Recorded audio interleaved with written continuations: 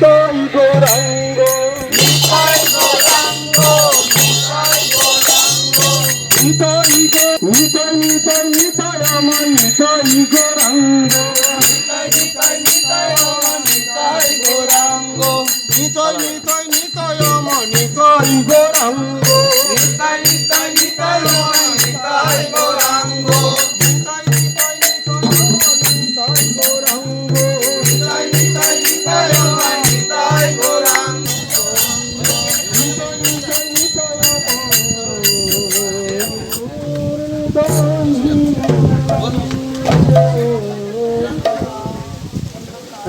দিদির পেছনে আমার পেছনে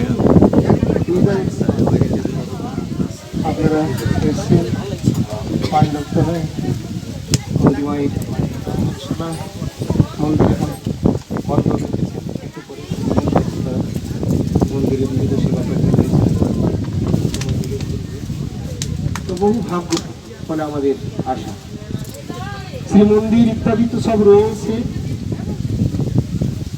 মন্দির তো দর্শন অবশ্যই করতে হবে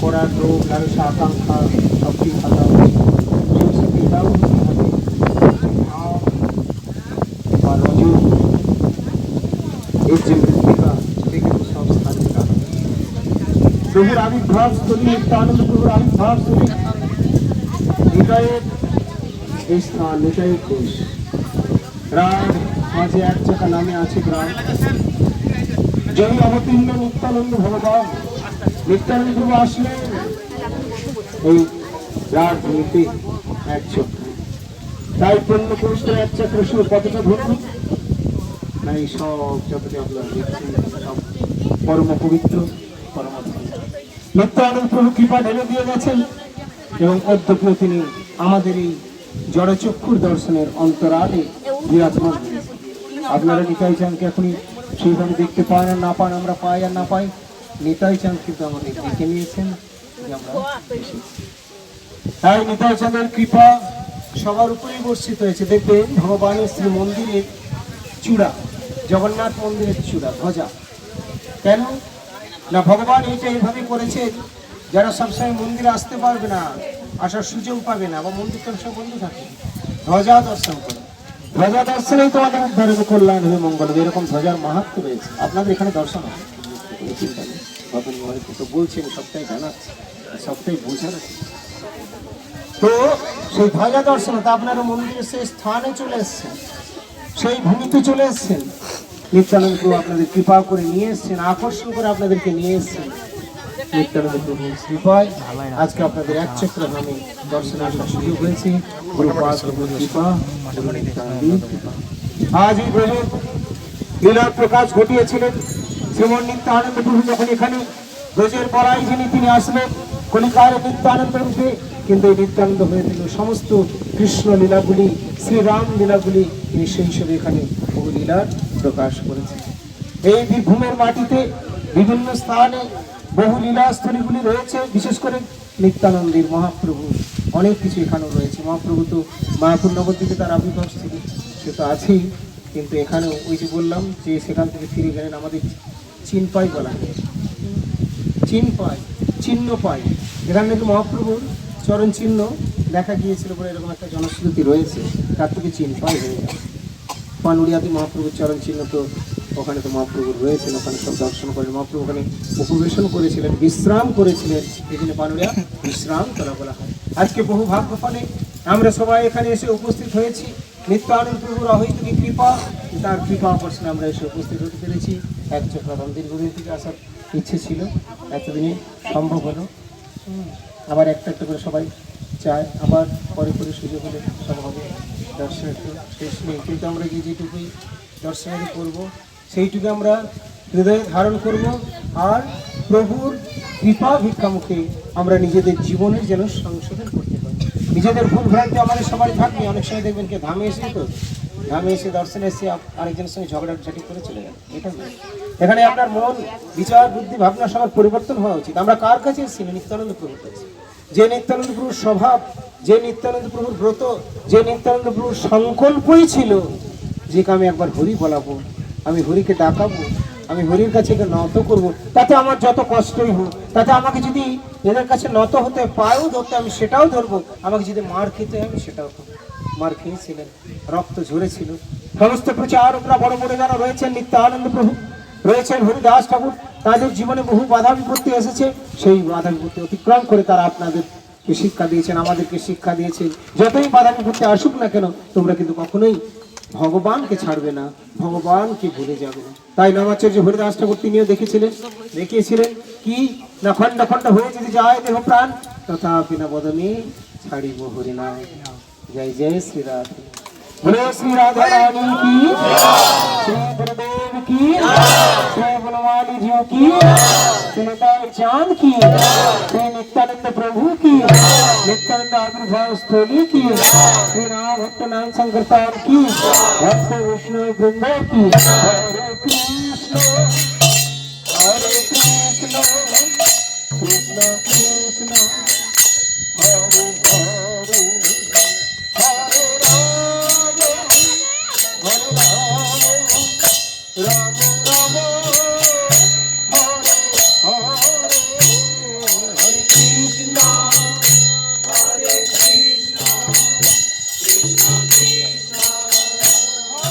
हरे हरे,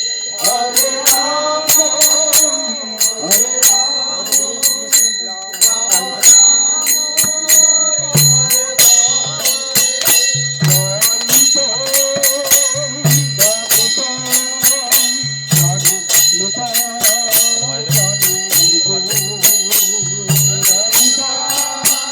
राम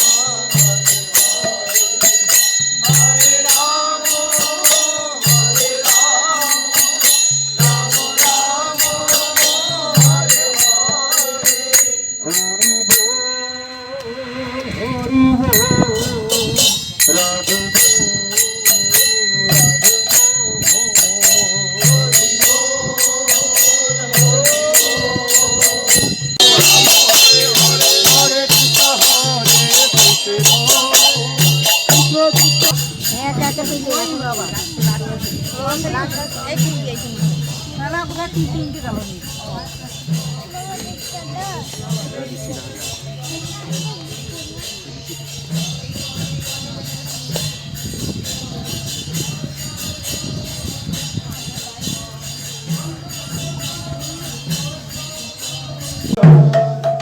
कृष्ण हरे कृष्ण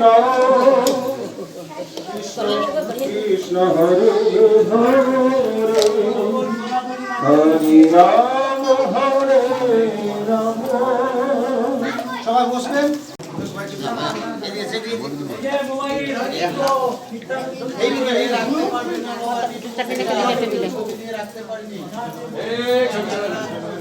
ভগবানকে অন্তরে রাখুন, ভগবানকে ছবিতে নিয়ে এটাই ভগবানকে অন্তরে রাখুন। ভগবানের না কেউ ফটো তোলা মানে আছে? সব বসুন, বসুন, সব বসুন।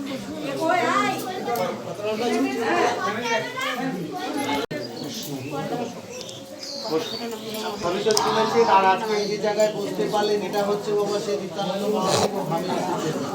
আর আজকে এই যে জায়গায় বসতে পারলেন এটা মহাভারতের সেই একচক্রানগরের সেই ব্রাহ্মণ পরিবারের বাড়িতে এসে আজকে আপনারা বসতে পারলেন। মহাভারতে আদি পর্বে দেখবেন এক ব্রাহ্মণের বাড়ি বলে অন্য কাছে একচক্রানগরে, এটাই হচ্ছে সেই মানে ব্রাহ্মণ।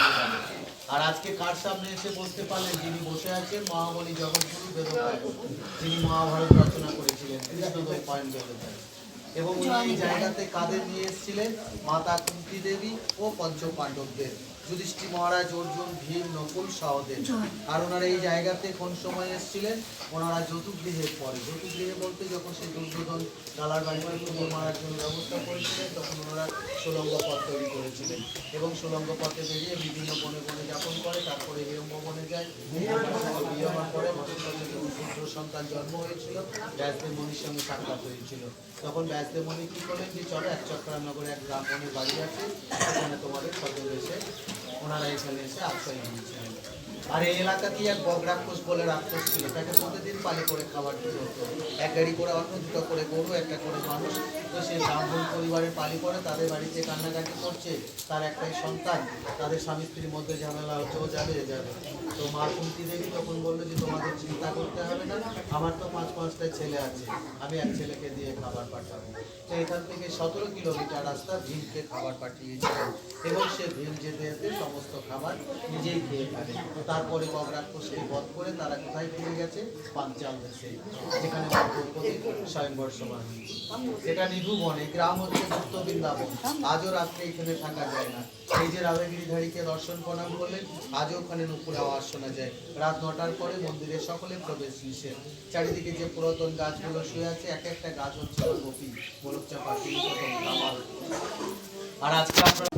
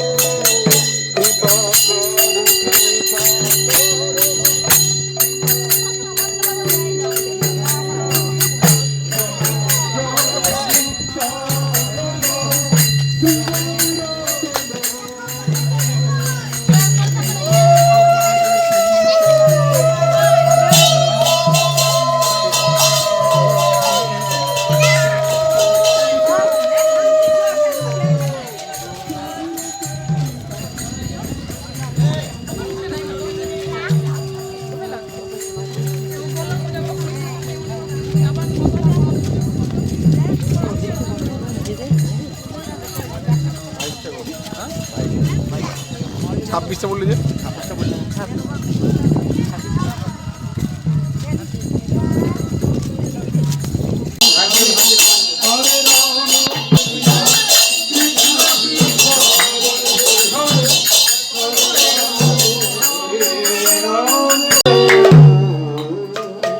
জয় দাও গুরুদেবের জয়, জয় দাও প্রভুজির জয়।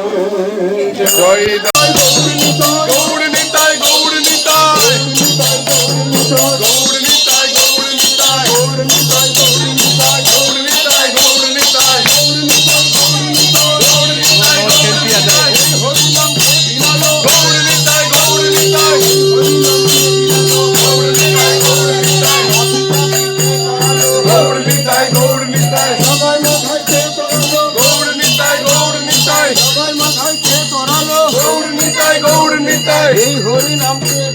গৌর নিতাই গৌর নিতাই যাবে ভালো দিয়ে জগাই মাথায় কে উদারলো কে দুড়ালো গৌর নিতাই গৌর নিতাই গৌর নিতাই গৌর নিতাই গৌর নিতাই গৌর নিতাই গৌর নিতাই গৌর নিতাই গৌর নিতাই গৌর নিতাই গৌর নিতাই নিতাই গৌর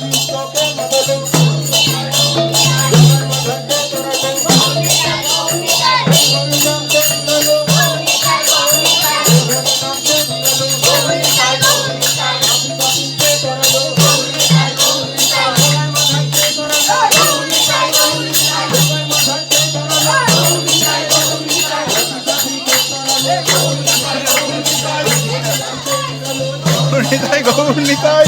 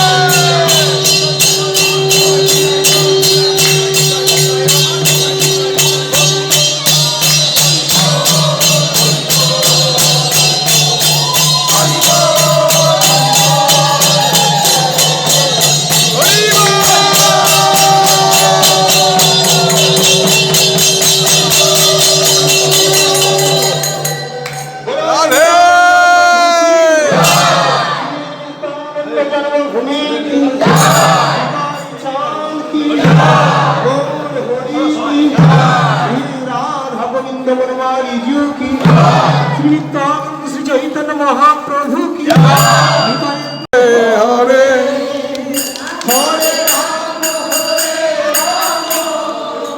राम